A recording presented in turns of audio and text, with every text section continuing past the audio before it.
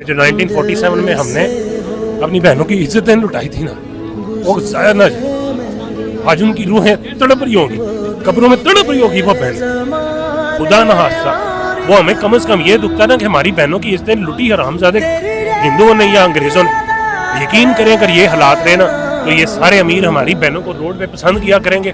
हमें जज पता क्या बोलेगा कि अपनी दूसरी बेटी बचाओ, इसका केस वापस ले लो, अपना दूसरा बेटा बचाओ। पहला बेटा मार दिया ना जिसने, वो दूसरा भी मार देगा।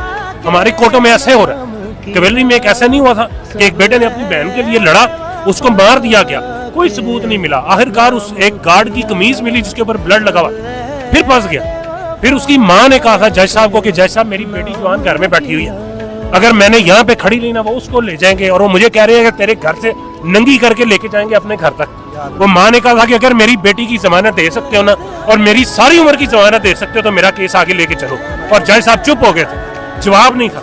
पाकिस्तान की सबसे बड़ी अदालत का जज एक औरत को जिसके साथ ये हुआ वो ताकत नहीं दे सकता, उसको हौसला नहीं दे सकता, उसकी हिफाजत नहीं करने का ऑर्डर दे सकता, तो हम कौन से इंसाफ में लेके बैठे हुए? हम इनके खिलाफ लड़ सकेंगे? ये हमजा शहबाज दूसरे तीसरे, हमें नहीं याद कि इस मुल्क में कैसे मुकाबले होते। मैं छोटा सा था, सुनते थे आबिद बॉक्सर और फलां फलां मुकाबला किया, बंदा गायब। आज वो नहीं है, इस बंदे की वजह से। इसलिए थोड़ी कि हमारे पास टेक्नोलॉजी आ गई है, इसलिए थोड़ी कि हमारे पास आईफोन आ गया 2-2 लाख रुपए का, इसलिए कुछ नहीं हुआ। ये सारा कुछ वही है। सिर्फ इस बंदे ने इतनी समझ दे दी है कि जो गलत करेगा उसको बोलो, कम से कम बोलो। मैं निकला हूं ना बोलने के लिए, मैं हाथ में मेरे गन तो नहीं है, लेकिन मैं बोल रहा हूँ जो मेरा ईमान कहता है, जो मेरे नबी ने तालीमात दी, जो कुरान में पढ़ा, मैं वो करने निकला हूँ। इस बंदे ने मुझे बताया कि गलत हो, कम से कम बोलो, ताकि क़यामत वाले दिन ये ना कोई बोले कि ये उल्लू का पट्टा बड़वा चुप करके बैठा हुआ था और हमारे सामने मुल्क में ज्यादतियां हो रही थी। मैं तो कह सकूंगा ना, मेरी ये रिकॉर्डिंग आज भी आप दोगे, आप उस दिन भी गवाही दोगे कि मैंने इस बंदे को वहां पे देखा था और ये खड़ा था।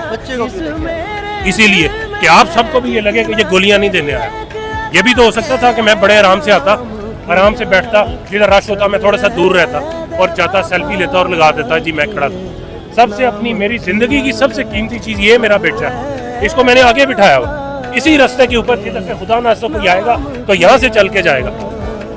इससे बड़ी हमें क्या है?